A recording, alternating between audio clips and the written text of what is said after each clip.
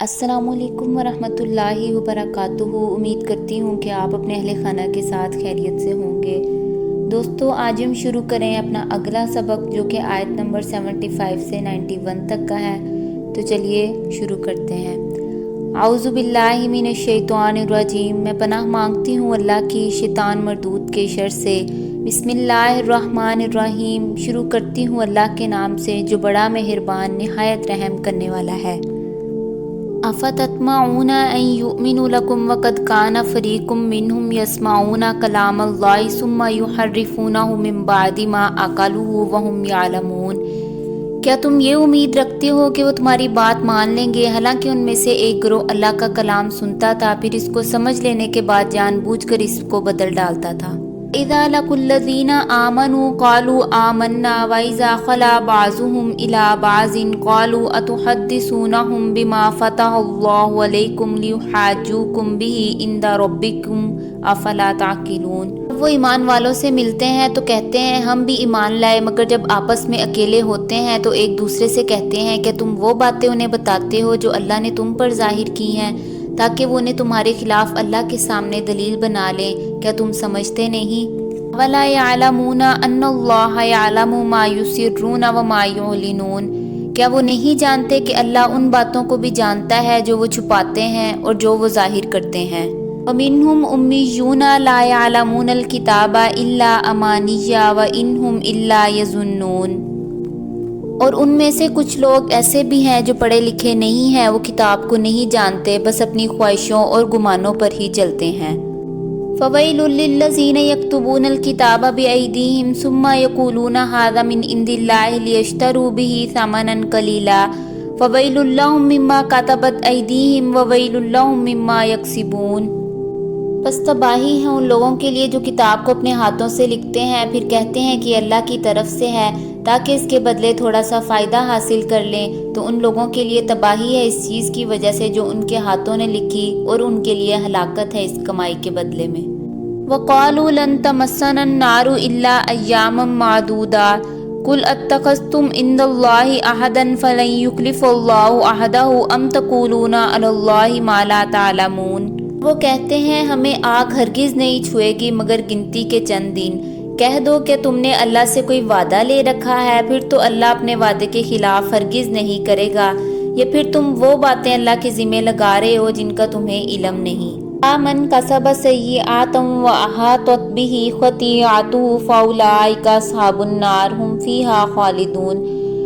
جو کوئی برائی کما لے اور اس کے گناہ اسے گھیر لیں تو وہی لوگ جہنم والے ہیں، وہ اس میں ہمیشہ رہیں گے۔ وَالَّذِینَ آمَنُوا وَعَمِلُوا الصَّالِحَاتِ أُولَٰئِکَ أَصْحَابُ الْجَنَّةِ ہُمْ فِیہا خَالِدُونَ۔ اور جو لوگ ایمان لائے اور نیک عمل کیے وہی لوگ جنت والے ہیں، وہ اس میں ہمیشہ رہیں گے۔ وَإِذْ أَخَذْنَا مِيثَاقَ بَنِي إِسْرَائِيلَ لَا تَعْبُدُونَ إِلَّا اللَّهَ وَبِالْوَالِدَيْنِ إِحْسَانًا وَذِي الْقُرْبَىٰ وَالْيَتَامَىٰ وَالْمَسَاكِينِ وَقُولُوا لِلنَّاسِ حُسْنًا وَأَقِيمُوا الصَّلَاةَ وَآتُوا الزَّكَاةَ ثُمَّ تَوَلَّيْتُمْ إِلَّا قَلِيلًا مِّنكُمْ وَأَنتُم مُّعْرِضُونَ۔ اور جب ہم نے بنی اسرائیل سے عہد لیا کہ اللہ کے سوا کسی کی عبادت نہ کرنا، اور والدین، رشتہ داروں، یتیموں اور مسکینوں کے ساتھ اچھا سلوک کرنا، اور لوگوں سے اچھی بات کہنا، اور نماز قائم کرنا، زکوٰۃ دینا، پھر تم میں سے چند لوگوں کو چھوڑ کر باقی سب اس عہد سے پھر گئے اور تم تھے ہی پھر جانے والے۔ وَإِذْ أَخَذْنَا مِيثَاقَكُمْ لَا تَسْفِكُونَ دِمَاءَكُمْ وَلَا تُخْرِجُونَ أَنفُسَكُم مِّن دِيَارِكُمْ ثُمَّ أَقْرَرْتُمْ وَأَنتُمْ تَشْهَدُونَ۔ اور یاد کرو جب ہم نے تم سے عہد لیا کہ تم آپس میں ایک دوسرے کا خون نہ بہاؤ اور نہ ایک دوسرے کو اپنے گھروں سے نکالو، پھر تم نے اس کا اقرار بھی کیا اور تم خود گواہ تھے۔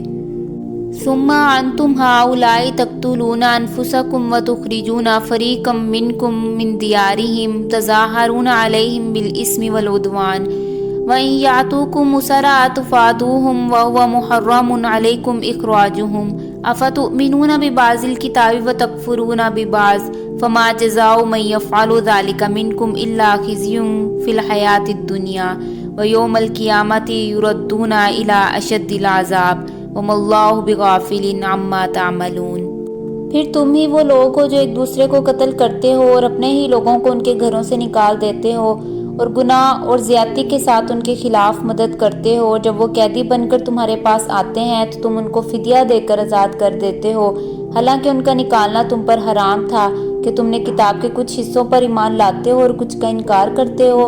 اس کا نتیجہ کیا ہے؟ جو ایسا کرے گا اس کے لیے دنیا میں بھی رسوائی اور قیامت کے دن سخت عذاب ہے، اور اللہ تمہارے کیے ہوئے اعمال کو خوب دیکھ رہا ہے۔ اولئک الذین اشتروا الحیاۃ الدنیا بالآخرۃ فلا یخفف عنہم العذاب ولا هم ینصرون۔ یہی وہ لوگ ہیں جنہوں نے آخرت کے بدلے دنیا کی زندگی خرید لی، اس لیے ان پر عذاب کم نہیں کیا جائے گا اور نہ ہی ان کی کوئی مدد کی جائے گی۔ وَلَقَدْ آتَيْنَا مُوسَى الْكِتَابَ وَقَفَّيْنَا مِن بَعْدِهِ بِرُسُلِهِ وَآتَيْنَا عِيسَى ابْنَ مَرْيَمَ الْبَيِّنَاتِ وَأَيَّدْنَاهُ بِرُوحِ الْقُدُّسِ أَفَكُلَّمَا جَاءَكُمْ رُسُلٌ بِمَا لَا تَهْوَىٰ أَنفُسُكُمُ اسْتَكْبَرْتُمْ فَفَرِيقًا كَذَّبْتُمْ وَفَرِيقًا تَقْتُلُونَ۔ اور ہم نے موسیٰ علیہ السلام کو کتاب دی اور ان کے بعد رسول بھیجتے رہے، اور ہم نے عیسیٰ ابن مریم کو واضح دلائل عطا فرمائے، اور ہم نے روح القدس کے ذریعے ان کی مدد فرمائی۔ جب کوئی پیغمبر تمہارے پاس ایسے کام لائے جن کو تمہارے دل نہ چاہتے تھے تو تم نے تکبر کرنا شروع کر دیا، سو بعضوں کو تم نے جھوٹا بتلایا اور بعضوں کو قتل ہی کر ڈالتے تھے۔ وَقَالُوا قُلُوبُنَا غُلْفٌ بَل لَّعَنَهُمُ اللَّهُ بِكُفْرِهِمْ فَقَلِيلًا مَّا يُؤْمِنُونَ۔ اور وہ کہتے ہیں کہ ہمارے دل پر پردہ ہے، بلکہ لعنت ہے اللہ کی ان کے کفر کے سبب، سو بہت تھوڑے ہیں جو ایمان لاتے ہیں۔ فَلَمَّا جَاءَهُمْ كِتَابٌ مِّنْ عِندِ اللَّهِ مُصَدِّقًا لِّمَا مَعَهُمْ وَكَانُوا مِن قَبْلُ يَسْتَفْتِحُونَ عَلَى الَّذِينَ كَفَرُوا فَلَمَّا جَاءَهُم مَّا عَرَفُوا كَفَرُوا بِهِ فَلَعْنَةُ اللَّهِ عَلَى الْكَافِرِينَ۔ اور جب ان کے پاس اللہ کی طرف سے ایک کتاب آئی جو ان کے پاس موجودہ کتاب کی تصدیق کرتی تھی، اور اس سے پہلے وہ کفار کے خلاف فتح کی امید رکھتے تھے، تو جو چیز ان کے پاس آئی وہ اس کو پہچانتے تھے تو اس کا انکار کر دیا، بس کافروں پر اللہ کی لعنت ہے۔ بِئْسَ مَا اشْتَرَوْا بِهِ أَنفُسَهُمْ أَن يَكْفُرُوا بِمَا أَنزَلَ اللَّهُ بَغْيًا أَن يُنَزِّلَ اللَّهُ مِن فَضْلِهِ عَلَىٰ مَن يَشَاءُ مِنْ عِبَادِهِ فَبَاءُوا بِغَضَبٍ عَلَىٰ غَضَبٍ وَلِلْكَافِرِينَ عَذَابٌ مُّهِینٌ۔ بہت بری ہے وہ چیز جس کے بدلے انہوں نے اپنے آپ کو بیچ ڈالا، وہ ان کا کفر کرنا ہے، یہ کہ انکار کرتے ہیں ایسی چیز کا جو اللہ تعالیٰ نے نازل فرمائی، محض ضد پر کہ اللہ تعالیٰ اپنا فضل اپنے جس بندے پر چاہے نازل فرمائے۔ اس کے باعث یہ لوگ غضب پر غضب کے مستحق ہو گئے، اور ان کافروں کے لیے رسوا کرنے والا عذاب ہے۔ وَإِذَا قِيلَ لَهُمْ آمِنُوا بِمَا أَنزَلَ اللَّهُ قَالُوا نُؤْمِنُ بِمَا أُنزِلَ عَلَيْنَا وَيَكْفُرُونَ بِمَا وَرَاءَهُ وَهُوَ الْحَقُّ مُصَدِّقًا لِّمَا مَعَهُمْ قُلْ فَلِمَ تَقْتُلُونَ أَنبِيَاءَ اللَّهِ مِن قَبْلُ إِن كُنتُم مُّؤْمِنِينَ۔ اور جب ان سے کہا جاتا ہے کہ تم ایمان لاؤ ان کتابوں پر جو اللہ تعالیٰ نے نازل فرمائی، تو کہتے ہیں ہم اس کتاب پر ایمان لائیں گے جو ہم پر نازل کی گئی، اور جتنی اس کے علاوہ ہیں وہ اس کا انکار کرتے ہیں، حالانکہ وہ بھی حق ہے اور تصدیق کرنے والی ہے اس کی جو ان کے پاس ہیں۔ تو آپ کہہ دیجئے تو پھر کیوں قتل کرتے تھے اللہ کے نبیوں کو اس سے قبل اگر تم ایمان رکھنے والے تھے؟ ان آیات کے سبق میں اللہ تعالیٰ بنی اسرائیل کے رویوں کا ذکر کرتے ہوئے فرماتا ہے کہ تم کیسی توقع رکھتے ہو کہ یہ لوگ قرآن کو دل سے قبول کریں گے، حالانکہ ان کا اپنا حال یہ تھا کہ وہ اللہ کی کتاب کو سن کر بھی اسے جان بوجھ کر بدل دیتے تھے۔ ان کے کچھ عالم حق کو سمجھ کر بھی چھپا لیتے تھے اور اپنی طرف سے باتیں لکھ کر دے دیتے تھے کہ اللہ تعالیٰ کی طرف سے ہیں۔ پھر وہ یہ دعویٰ بھی کرتے تھے کہ جہنم کی آگ ہمیں صرف چند دن سے زیادہ چھو ہی نہیں سکتی، لیکن اللہ بتاتا ہے کہ یہ صرف ان کی خود ساختہ گمان ہے، اصل فیصلہ ایمان اور عمل صالح پر ہے۔ اس کے بعد اللہ بنی اسرائیل سے کیے گئے عہد کو یاد دلاتا ہے کہ وہ صرف اللہ کی عبادت کریں گے، والدین، رشتہ داروں، یتیموں اور مسکینوں سے حسن سلوک کریں گے، اچھی بات کہیں گے، نماز قائم کریں گے اور زکوٰۃ دیں گے، مگر انہوں نے بار بار عہد توڑا۔ ان کا ظلم یہاں تک پہنچا کہ وہ ایک دوسرے کو خون بہاتے تھے، لوگوں کو ان کے گھروں سے نکالتے تھے، اور جب انہیں لوگوں میں سے کوئی قیدی بناتا تو فدیہ دے کر اس کو چھڑوا لیتے تھے، حالانکہ وہ خود بھی اسی فساد میں شریک ہوتے تھے۔ یہ ان کا کھلا جرم تھا۔ آگے بتایا گیا کہ ان کی طرف بہت سے انبیاء بھیجے گئے، حضرت موسیٰ کو کتاب دی گئی اور حضرت عیسیٰ علیہ السلام کو روشن دلائل عطا فرمائے گئے، مگر بنی اسرائیل نے خواہشات کے خلاف بات کرنے والے انبیاء کو جھٹلایا، بلکہ بعضوں کو تو قتل بھی کر دیا۔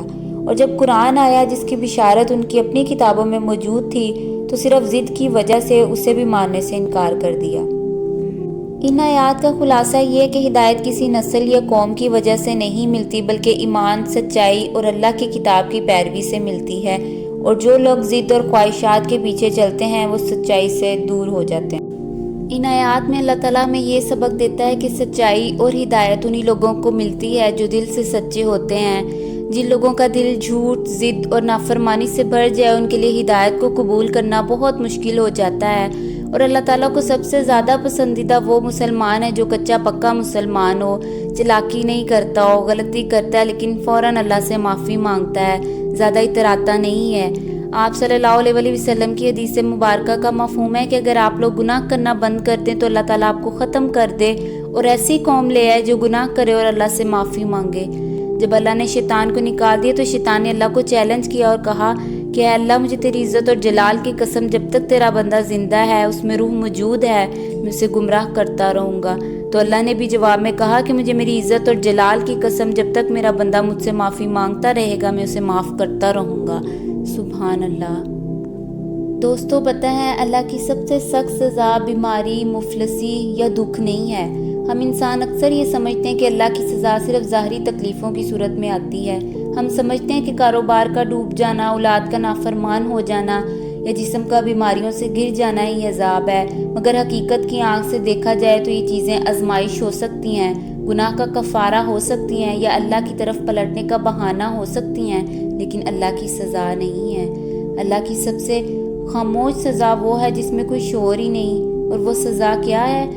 وہ سزا گناہوں کا آسان اور لذیذ ہو جانا ہے۔ سب سے بڑی بدقسمتی یہ نہیں کہ انسان سے گناہ سرزد ہو جائیں، کیونکہ انسان تو خطا کا پتلا ہے۔ سب سے بڑی بدقسمتی یہ ہے کہ گناہ کرتے وقت دل کی دھڑکن معمول پر رہے، ماتھے پر پسینہ نہ آئے اور روح میں کوئی ہلچل ہی نہ ہو۔ پتہ ہے جب اللہ کی ناراضگی انتہا پر ہوتی ہے تو اس بندے سے احساس زیاں چھین لیتا ہے، اس کے لیے گناہ کا رستہ ہموار کر دیے جاتے ہیں۔ وہ جھوٹ بولتا ہے تو پکڑا نہیں جاتا، وہ خیانت کرتا ہے تو عزت کم نہیں ہوتی، وہ حرام کھاتا ہے تو بظاہر اس کا رزق بڑھتا ہی چلا جاتا ہے۔ شروعات میں جب انسان گناہ کرتا ہے تو ضمیر اندر سے چیختا ہے، یہ اللہ کی رحمت ہوتی ہے جو اسے روک رہی ہوتی ہے، لیکن جب انسان اس آواز کو مسلسل نظر انداز کرتا ہے تو آہستہ آہستہ وہ آواز مدھم پڑ جاتی ہے اور وہ پھر ہمیشہ کے لیے خاموش ہو جاتی ہے۔ قرآن کریم میں ایسے دلوں پر مہر لگ جانا کہا گیا ہے۔ یہ وہ مقام ہے جہاں انسان گناہ تو کرتا ہے لیکن اسے گناہ سمجھتا ہی نہیں، بلکہ شیطان اس کے اعمال کو اس کی نظر میں خوبصورت بنا کر پیش کرتا ہے۔ وہ اپنی برائیوں کے لیے دلیلیں اور جواز تراشنے لگتا ہے۔ یہ سزا کا سب سے بھیانک اور دردناک پہلو ہے۔ اللہ تعالیٰ انسان کو ڈھیل دیتا ہے لیکن انسان سمجھتا ہے کہ اللہ مجھ پر مہربان ہے، تبھی تو مجھے اتنی عیش و عشرت کی زندگی مل رہی ہے، حالانکہ وہ ایک ایسی ڈھلان پر کھڑا ہوتا ہے جہاں سے واپسی کا رستہ وہ خود اپنے ہاتھوں سے بند کر چکا ہوتا ہے۔ اسے توبہ کی توفیق ہی نہیں ملتی۔ ایسا انسان اسی غفلت کی نیند میں زندگی گزار دیتا ہے یہاں تک کہ موت کا فرشتہ آ کھڑا ہوتا ہے۔ اس وقت جب آنکھوں سے پردہ ہٹتا ہے تو انسان یہ ہولناک حقیقت دیکھتا ہے کہ میں جس کو آسانی اور خوش قسمتی سمجھ رہا تھا وہ دراصل میرے لیے سب سے بڑا عذاب تھا، جس نے مجھے معافی مانگنے کا ایک موقع تک نہ دیا۔ یہ بات یاد رکھنا ضروری ہے کہ اللہ کسی پر ظلم نہیں کرتا، یہ انسان کا اپنا انتخاب ہوتا ہے۔ جب بندہ خود بار بار اللہ کی نافرمانی پر اصرار کرتا ہے اور واپسی کے تمام رستوں کو حقارت سے ٹھکرا دیتا ہے، تب اللہ اس کو اس کے حال پر چھوڑ دیتا ہے، اور اللہ تعالیٰ کا کسی بندے کو اس کے حال پر چھوڑ دینا ہی کائنات کی سب سے بڑی سزا ہے۔ پیارے دوستو، اگر گناہ کے بعد آپ کا دل بھی بے چین ہو جاتا ہے، آپ کو نیند نہیں آتی اور آپ کی آنکھ میں ندامت کا آنسو آ جاتا ہے، تو اللہ کا شکر ادا کریں۔ یہ بے چینی کوئی سزا نہیں ہے بلکہ اللہ کی بہت بڑی رحمت ہے جو پکار کر کہہ رہی ہے کہ میرے بندے، تیرا دل ابھی زندہ ہے، میں نے تجھے نہیں چھوڑا، واپس پلٹ آ۔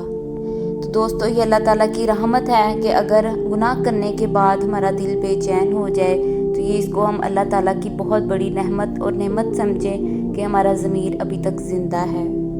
آخر میں اللہ تعالیٰ سے دعا ہے کہ اللہ تعالیٰ ہمیں بھی پکی اور سچی توبہ کرنے کی توفیق نصیب فرمائے۔ تو دوستو، یہ تھا ہمارا آج کا سبق۔ امید کرتی ہوں کہ آپ کو اس سے بہت کچھ سیکھنے کو ملا ہوگا۔